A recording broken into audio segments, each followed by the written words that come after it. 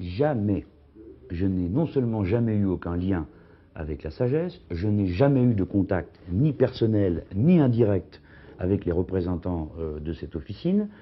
Et quand il a été porté à ma connaissance que la sagesse aurait participé éventuellement au financement de l'activité de tel ou tel élu dans le département, et vous avez lu la presse comme moi, j'ai immédiatement dit que je ne serais jamais solidaire et que je désapprouvais totalement ce type d'activité.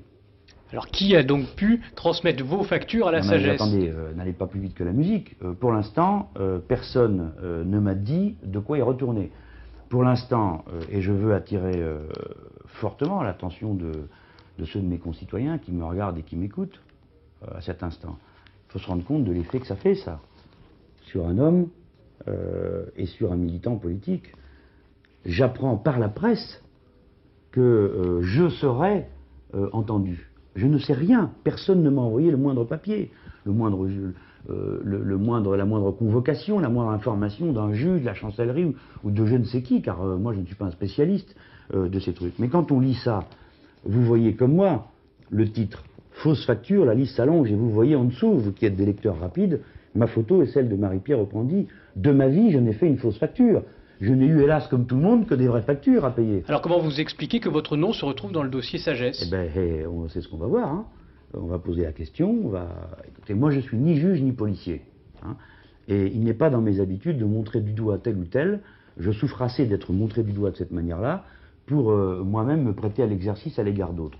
Est-ce que vous saviez si à Massy, des élus étaient en contact avec la sagesse? Écoutez, il y a une chose qu'il est impossible de ne pas savoir, parce que je l'ai lu dans la presse. C'est que Hubert Boutris était salarié par la sagesse. Et lui, il dit qu'il l'était dans des conditions normales. Bon, c'est son affaire. Est-ce que cette situation vous semble normale? Sous réserve de bilan, d'inventaire, il faut voir de quoi il s'agit. Comment vous expliquez-vous que la sagesse a dépensé près de 450 000 francs pour financer un élu de Massy? J'avoue que ça pose problème. J'avoue que ça pose problème et je pose la question. Mais je vous demande... Mais c'est un élu qui est membre de votre courant? Qui est membre de mon courant depuis 2 ans, en effet. Mais j'ai pas envie de prendre mes distances avec Hubert Boutris parce que j'ai l'impression que, en fait, cet homme se retrouve dans la position du lampiste à qui on fait payer l'ardoise totale. Vous vous sentez trahi par vos amis politiques? À coup sûr, persécuté. Trahi. Moi, je crois toujours à ce que j'ai toujours cru, donc je continue. Hein. Et comment allez-vous vous défendre? Ce qui est déjà sûr, c'est qu'on va se défendre.